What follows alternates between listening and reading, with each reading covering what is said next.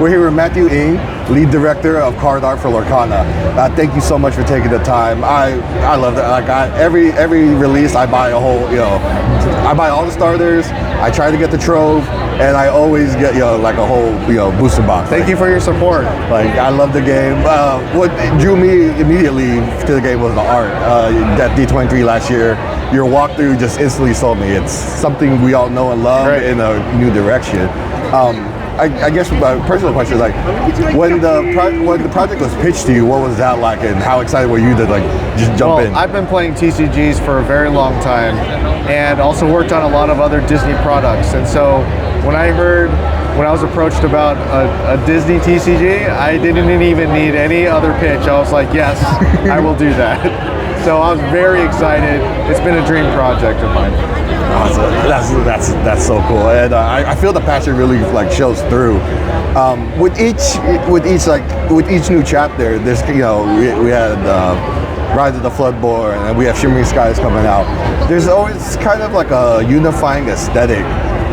What's the process like of coming up with the aesthetic and like the theme of each chapter? That's a great question. So a lot of it is driven by our narrative team, who actually have a panel later today you should check out if you can get to it.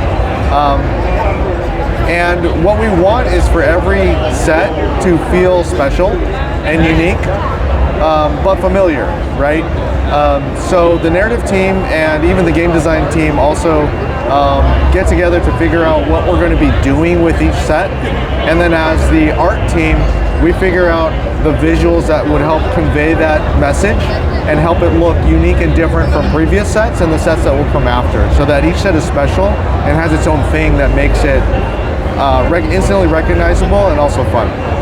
Yeah. Speaking of like instantly recognizable, like each card has such a unique design, and then how do you choose what goes in like the enchanted version versus the regular version?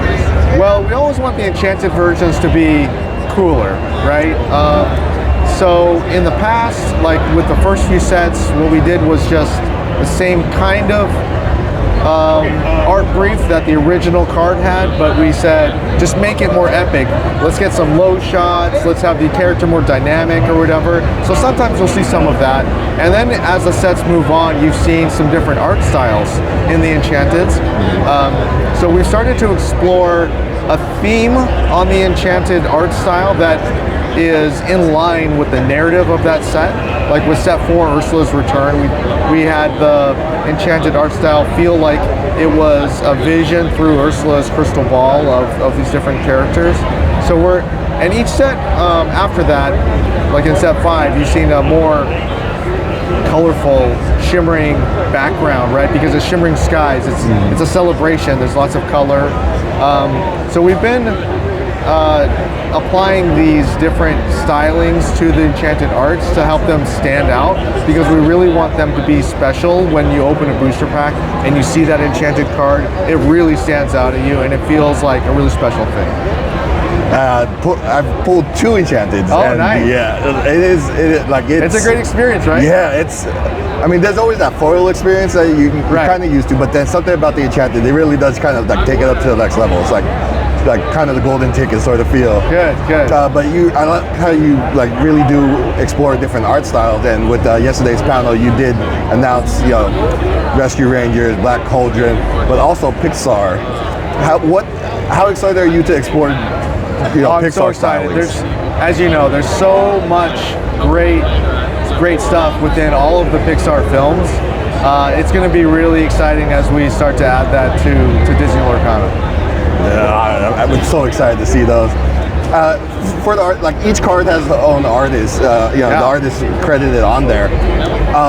How great has it been to like be kind of like recognized for how have you and other artists feel be personally recognized for your work? Because when we watch the films and stuff, and the names are there, but it kind of scrolls by. But now we get to like really it's not quite the same when it's always on the card with that artwork, right? And everybody can see who that is that made that card art. So it's been really special. We always want to give our artists as much credit as they can get and recognition of their work and their contribution to our game. So we feel it's very important to have the credit on the card, but also actually on the packaging. on the back side, you'll see credits to the illustrators that contributed to that packaging art as well. So art is a very big part of our game and our brand. To us, at least, the art team, the artists are celebrities, and we have artists at events. We have them sign cards, we have them sign things too, sign posters and things for fans. So we really want to engage the artists with or connect the artists with our audience as well. So they can go, I really love the art that this person has made. I collect their cards, I know who that is, I follow them on their social media channels or whatever too. Like, that is really special to us, to be able to connect fans with people making the art that they love so much. I've seen, like, I always see cards at, like, you know, the shops and everything. Like, I got to sign, but like I really love it. I love it. Yeah. Has your autograph changed since starting to sign cards? Not exactly. I've been an artist for a long time, so I've had my autograph has changed since I became an artist. You know, over the years, but. Since Lorcana, my autograph hasn't really changed that much. I keep it simple. It's just my initials.